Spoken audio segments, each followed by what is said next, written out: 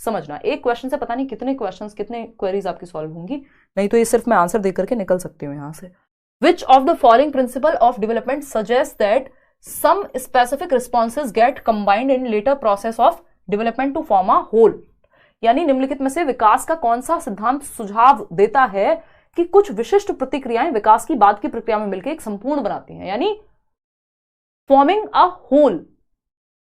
बताइएगा, यानी एक साथ मिलके विकास की कई प्रक्रियाएं जब एक साथ मिलके, या विकास के कई प्रकार एक साथ मिलके काम कर रहे हैं, जब आप साइकिल चला रहे हैं, तो आपका आंखें, आपका दिमाग यानी आपका शरीर, आपका दिमाग का विकास, शारीरिक विकास, कोई अगर साथ में चल रहा है तो आप बात करते हुए चल रहे हैं, सोशल डेवलपमेंट, ठीक है ना। ठीक है जी सिंगर।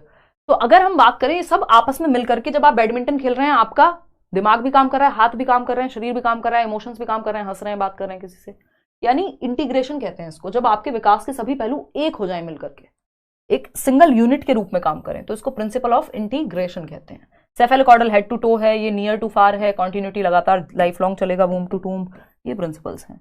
आगे बढ़ेंगे तो एक एकीकरण का सिद्धांत है। क्वेश्चन नंबर 12 देखिएगा फटाफट से। Values are part of our dash behavioural system, यानी जो मूल्य हैं वो हमारे व्यवहारात्मक प्रणाली का हिस्सा है। बट कैसी व्यवहारात्मक? वैल्यूज क्या होती हैं? भाई मैं झूठ नहीं बोलती, ये मेरी वैल्यू है ना, या मैं चीट नहीं करती किसी को, ये मेरी वैल्यू है। तो ये क्या वो मूल्य हैं हमारे जीवन के, कि हमने अपने लिए सेट किया हुआ है कि भाई मुझे किसी के साथ चीट नहीं करना है, या मुझे झूठ नहीं बोलना जीवन में, जब तक बिल्कुल जीवन पे ही बात ना आ जाए, या मतलब बहुत मुश्किल होता है कि आप झूठ बोले, मतलब जिसका नेचर नहीं है, जिसकी वो वैल्यू नहीं है, जिसके लिए वो वैल्यू है कि हाँ झूठ बोलने से क्या होता है, वो तो भगवान से भी झूठ बोल दे, खुद से भी बोल दे, है ना।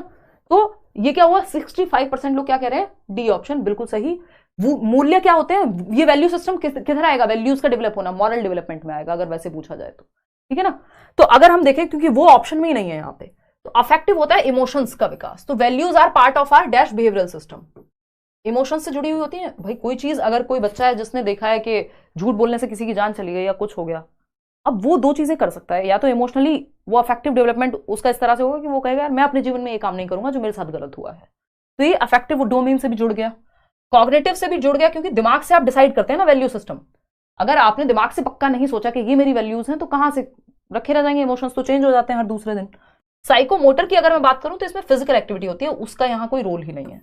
अफेक्टिव एंड कॉग्निटिव जब दोनों का ऑप्शन है हमारे पास, तो सबसे बेहतर ऑप्शन ये है भाई, भावनात्मक और संज्ञानात्मक, आपका दिमाग और आपके इमोशंस दोनों की जरूरत पड़ती है जब आप कोई वैल्यू डिसाइड करते हैं अपने लिए कि ये मेरे जीवन के मूल्य हैं, कि मैं ये काम करूंगा या ये काम नहीं करूंगा, लोगों की हेल्प करूंगा, वॉटेवर। तो ये आपने अपने इमोशंस प्लस अपने दिमाग दोनों से डिसीजन लिया है, ठीक। और वैसे देखा जाए तो ये मॉरल डेवलपमेंट में भी आ जाएगा यदि उस तरह का ऑप्शन होता तो। क्वेश्चन नंबर 13 देखिएगा। क्वेश्चन नंबर 13 क्या कहता है भाई, प्रिंसिपल ऑफ सेफेलोकॉर्डल, अब थोड़ी सी स्पीड पकड़ेंगे। Cephalocaudal suggest that development is dash, मस्तिष्कोन्मुखी सिद्धांत क्या बताता है कि development proceeds from centre to outward, केंद्र से बाहर की ओर जाता है। भाई वो तो प्रॉक्सिमो डिस्टल है, प्रॉक्सिमिटी का मतलब ये दायरा, समीप से बाहर की ओर, सीमाओं की ओर, तो ये तो गलत हो गया, ये तो प्रॉक्सिमो डिस्टल है। हेड टू टो, बिल्कुल टो टू हेड नहीं हो सकता, हेड टू टो या लॉन्गिट्यूडिनल, ठीक है ना। अगर पूछ ले ड्यूरिंग एक्सिस, यानी सॉरी ऑन एक्सिस कौन सा विकास होगा, तो प्रॉक्सिमो डिस्टल। एक्सिस मतलब एक्स एक्सिस, वाई एक्सिस, ये सब आपने पढ़ा होगा, चलिए छोड़िए उस पर नहीं जाते हैं। अकर्स एट सेम रेट, पूरी दुनिया में सेम दर पे नहीं हो सकता विकास, दो सेम एज के बच्चों में भी स्पीड डिफरेंट रहती है विकास की, कोई जल्दी बोलना सीख लेगा, किसी को समय लगता है। नेचर एंड नर्चर की बात यहाँ पे सच नहीं हो रही है। सेफेलोकॉर्डल का मतलब ये हेड टू टो, सर से पैर की ओर विकास की दिशा। क्वेश्चन नंबर 14 देखिएगा, फटाफट से जवाब दीजिएगा। विच of the following is a hereditary factor which influences development, यानी आनुवांशिकता का कारक। आपको पता है डेवलपमेंट किसका प्रोडक्ट है, हेरिडिटी एंड एनवायरमेंट का। ऐसा नहीं है कि 50% हेरिडिटी और 50% एनवायरमेंट है, बट वुडवर्ड कहते हैं दोनों ही महत्वपूर्ण हैं, इक्वली महत्वपूर्ण हैं। यानी कि जो आपकी हेरिडिटी, आपके जीन्स हैं, डीएनए में आपके जो कोडिंग हुई है, जो जेनेटिक मेकअप आपका बना है, क्रोमोसोम्स जो हैं वो कैरी करते हैं आपके जीन्स को। 1 नंबर का क्वेश्चन है, पूछ लिया जाता है ना। क्रोमोसोम्स के द्वारा आपकी हेरिडिटी या जेनेटिक मेकअप, जीन्स जो है कैरी होते हैं गुणसूत्रों के माध्यम से। वो जो 23 जोड़े होते हैं ना गुणसूत्रों के, याद होगा शाम वाली क्लास में डिस्कस कर रहे थे, देखिएगा। खैर, तो वंशानुगत कारक पहचानना है आपको। हेरिडिटी है या तो आप कुछ भी नहीं है, जो भी आपका डेवलपमेंट है या तो वो हेरिडिटी से आया या एनवायरमेंट से, या दोनों के मिलने से, प्रोडक्ट से, और हम कुछ भी नहीं है। तो हेरिडिटी यानी आपके जेनेटिक मेकअप और एनवायरमेंट यानी आपके वातावरण। हेरिडिटी वाला फैक्टर समझाओ। सोशल पॉलिसीज, सामाजिक नीतियां, जो समाज में नीतियां बन रही हैं, पॉलिसी चेंज हो रही है, नई एजुकेशन पॉलिसी आ गई फॉर दैट मैटर, या समाज की कोई और पॉलिसी है, तो ये एनवायरमेंट का हिस्सा है, ना कि आपकी जेनेटिक्स का। एजुकेशनल इंस्टीट्यूशंस एनवायरमेंट का हिस्सा है, आपके जो यूनिवर्सिटीज हैं, कॉलेजेस हैं। बायोलॉजिकल मैचुरेशन जो है वो एनवायरमेंट का हिस्सा नहीं है, वो heredity, highly related to heredity. पहले ही दिन जो आपको डेमो क्लास भी मिली थी यूट्यूब पे भी, और जो लोग बैचेस में भी हैं, जैविक परिपक्वता किसका हिस्सा है? It is highly related to heredity, यानी आपकी आनुवांशिकता से डिसाइड होती है आपकी मेच्योरिटी। मेच्योरिटी क्या होती है? स्पेशली यहाँ तो लिखा हुआ है, इन्होंने सिंपल मेच्योरिटी भी लिखा होता तब भी जवाब यही होता, लेकिन बायोलॉजिकल मेच्योरिटी लिख दिया, यानी आपकी बायोलॉजी, आपका अकल वाली जो दाढ़ है जिसको हम कहते हैं विजडम टूथ, वो कब आएगा? ये आपकी हेरिडिटी डिसाइड करती है। आपके दांत किस उम्र में निकलेंगे, आपकी हाइट कितनी बढ़ेगी, या आपकी प्यूबर्टी कब हिट करेगी आपको, वो समय के साथ अनफोल्ड होने वाले कैरेक्टरिस्टिक्स को हेरिडिटी से जोड़ करके हम मैचुरेशन कहते हैं। कल्चरल प्रैक्टिस यानी सांस्कृतिक प्रथाएं, कौन से तीज त्योहार चल रहे हैं, वो सब एनवायरमेंट का हिस्सा है। तो अगर एनवायरमेंट पूछ लेता हमसे तो हम बाकी के 3 टिक कर लेते, अगर हेरिडिटी पूछा है तो ओनली सी। ऐसे भी ऑप्शन आपको यहाँ कॉम्प्लेक्स बना करके दे सकता है। आगे बढ़ते हैं क्वेश्चन नंबर 15 पर। Development of children proceeds from dash to dash. फटाफट से जवाब दीजिएगा। देखिएगा, बच्चों का विकास डैश से डैश की ओर होता है। एब्स्ट्रैक्ट से कॉन्क्रीट, हमेशा कॉन्क्रीट से एब्स्ट्रैक्ट जाता है। प्याजे की भी स्टेज जो है, पहले कॉन्क्रीट ऑपरेशनल आती है 7 से 11, बाद में एब्स्ट्रैक्ट आता है फॉर्मल ऑपरेशनल में 11 से 14, 11 अबव। तो पहले अमूर्त नहीं आ सकता, पहले कॉन्क्रीट आएगा। कॉन्क्रीट मतलब जिसको टच और फील किया जा सके। आप पेन के बारे में सोचना तब सीखेंगे जब पहले आपको पता हो, आपने कभी टच फील करके देखा हो पेन, ठीक है ना। तो ये कॉन्क्रीट ठोस या मूर्त से अमूर्त की ओर जाता है, ना कि अमूर्त से मूर्त की ओर, उल्टा नहीं होता ये, ठीक है ना। ये गड़बड़ हो गया, ये गलत हो गया ऑप्शन। जनरल टू स्पेसिफिक, ये बात एकदम सही है। सामान्य से विशिष्ट की ओर जाता है विकास, या ग्रॉस टू फाइन जाता है स्थूल गतिक से सूक्ष्म गतिक की ओर। कि पहले बच्चा किसी बर्तन को पकड़ना सीखता है, ये आपने क्वेश्चन पढ़ा भी होगा, तो वो पहले पूरे हाथों से पकड़ करके बॉटल ऐसे लाते हैं छोटे बच्चे, आप मंगाओगे कभी तो, बाद में वो सिर्फ सिंपल 2 उंगलियों का प्रयोग करेंगे, ऐसे ले आएंगे, है ना। क्यों? क्योंकि पहले बड़ी मसल्स का प्रयोग, ग्रॉस टू फाइन जा रहा है, या जनरल टू स्पेसिफिक। सामान्य गतिविधियां, रो रहे हैं तो पूरे शरीर का इस्तेमाल करके रो रहे हैं, बाद में सिर्फ 2 आंसू पोंछ लेते हैं 2 उंगलियों से, स्पेसिफिक हो गया, विशिष्ट हो गया। सामान्य से विशिष्ट की ओर जाती है विकास की दिशा, या gross to fine motor skills की तरफ जाती है। टो टू हेड कुछ नहीं होता, हेड टू टो होता है। एक्सट्रीमिटीज से सेंटर नहीं, सेंटर से एक्सट्रीमिटीज। एक्सट्रीमिटीज होती हैं आपकी बॉडी का अंत, सीमाएं। तो centre to periphery, proximo distal, ये उल्टा नहीं हो सकता। तो B option is the right answer. आगे बढ़ेंगे, आपका फेवरेट सवाल असर्शन और रीजनिंग वाले। खूब सवाल पूछे जा रहे हैं इस बार, 4 से 5 क्वेश्चन कम से कम पूछे जा रहे हैं पिछले 3 बार से, जब 2 बार के ऑनलाइन पेपर में और तीसरी बार के ऑफलाइन पेपर में ये असर्शन और रीजनिंग वाले क्वेश्चन भर भर के हैं। असर्शन क्या है? Children from high income families spend their day very differently than children from low income families.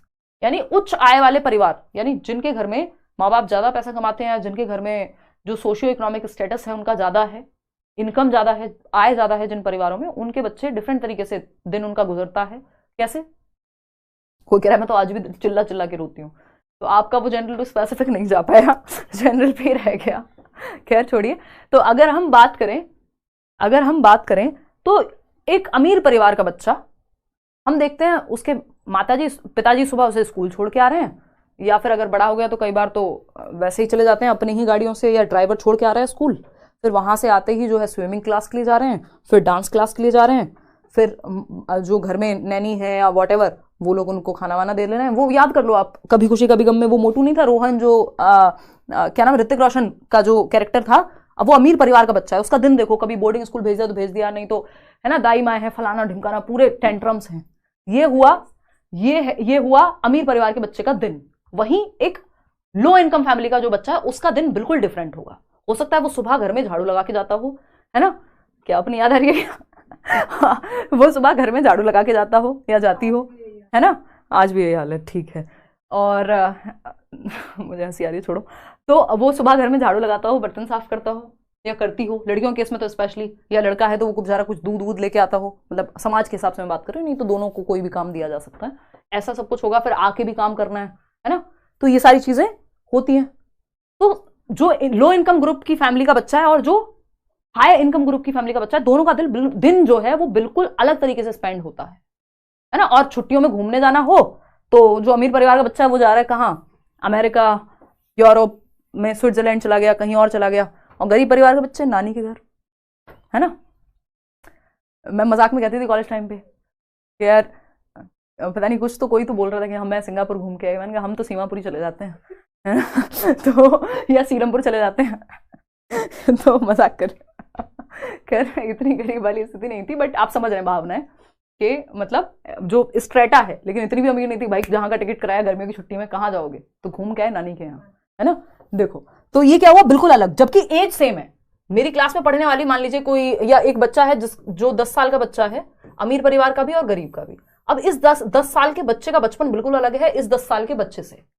वो लोग इस क्वेश्चन को बिल्कुल गलत करेंगे। एक 2018 में या 19 में कोई तो क्वेश्चन आया था कि इस चाइल्डहुड कैसा कॉन्सेप्ट है, मैंने कुछ दिन पहले भी कराया था, तो वो यूनिवर्सल नहीं है। चाइल्डहुड कॉन्सेप्ट स्टेजेस यूनिवर्सल हैं कि एडोलेसेंट कहेंगे, किशोरावस्था का व्यक्ति कहेंगे 12 से 18 वर्ष वाले व्यक्ति को, लेकिन उस एडोलेसेंट का एक गरीब घर के बच्चे का जो बचपन है, उसके बचपन में हो सकता है वो पता नहीं कितनी जिम्मेदारियां ले रहा था, और एक अलग कोई परिवार में बच्चा है उसका जीवन एकदम डिफरेंट हो सकता है। तो बचपन सबके लिए सेम नहीं होता, इसलिए हम कहेंगे चाइल्डहुड क्या है, एक सोशियो कल्चरल कॉन्सेप्ट है, समाज के द्वारा निर्मित है।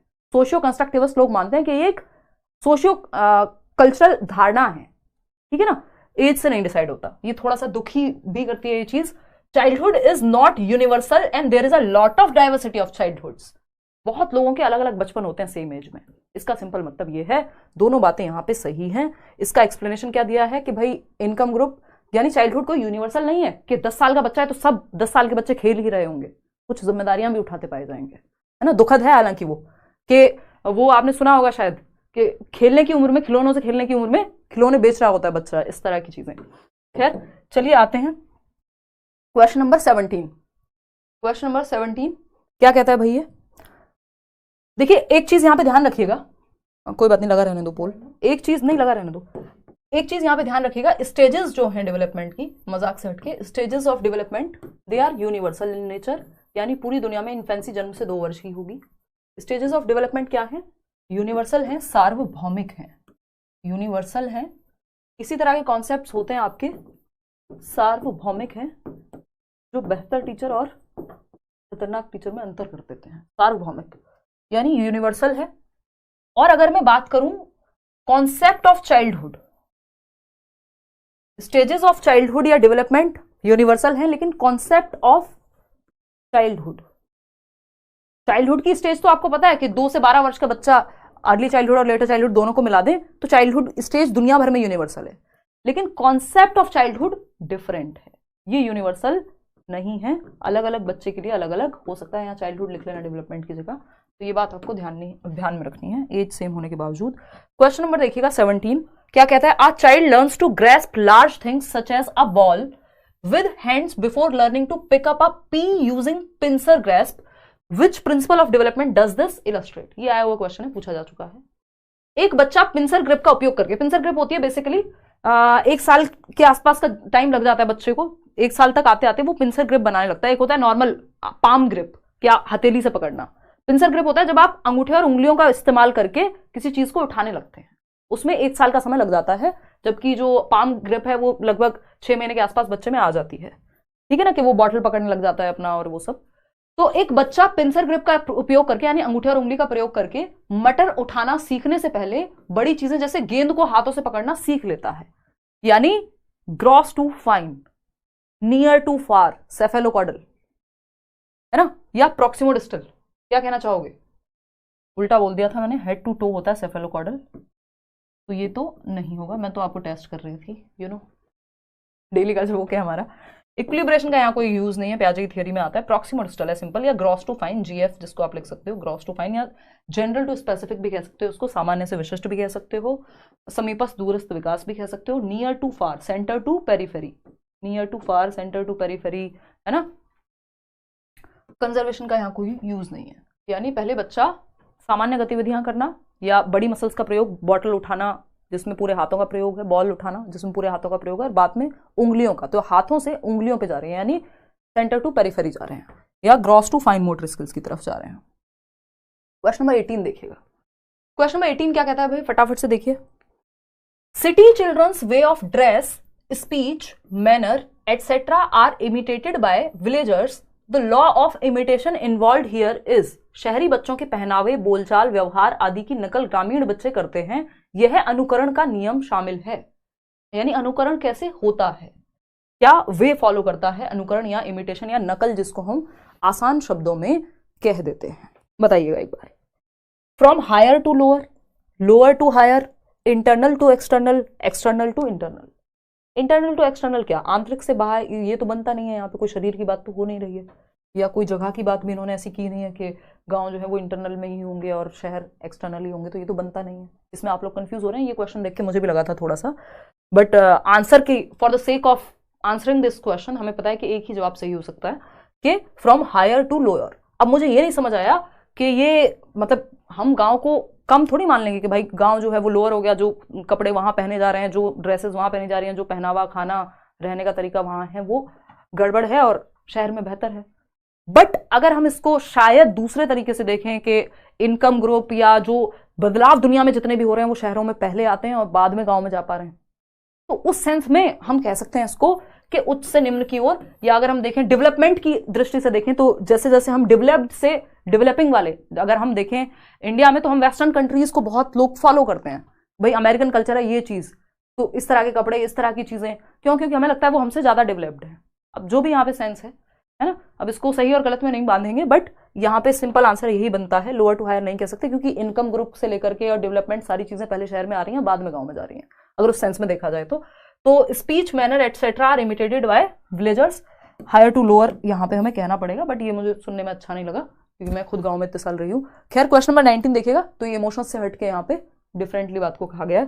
क्वेश्चन नंबर 19 देखिए, the physical education instructor selects the tall candidates for a basketball team, the tallness of all players is due to their. शारीरिक शिक्षा के एक प्रशिक्षक हैं, एक फिजिकल एजुकेशन टीचर हैं, जो टीम के लिए, एक बास्केटबॉल टीम के लिए, बास्केटबॉल में थोड़ी हाइट ज्यादा हो तो बेनिफिट रहता है ना, तो वो लंबे विद्यार्थियों को या लंबे उम्मीदवारों को चुन रहे हैं जिनकी हाइट ज्यादा है क्लास में या स्कूल में, उन बच्चों को ले रहे हैं। अब जिन बच्चों की हाइट ज्यादा है, जो टॉलनेस है इन प्लेयर्स की, वो किस वजह से है, हाइट का ज्यादा होना किसकी तरफ संकेत करेगा, संकेत देगा, एनवायरमेंट की तरफ, हेरिडिटी की तरफ, मैचुरेशन या ट्रेनिंग की तरफ। अब इसमें अलग अलग जवाब आप लोग दे रहे हैं, 1 मिनट लेंगे और फिर आगे बढ़ेंगे। बहुत बढ़िया यार, आप लोग इतनी रात को इतनी संख्या में जुड़े हुए हैं, लाइक शेयर आप इतने करो, इतने में पानी पीती हूँ।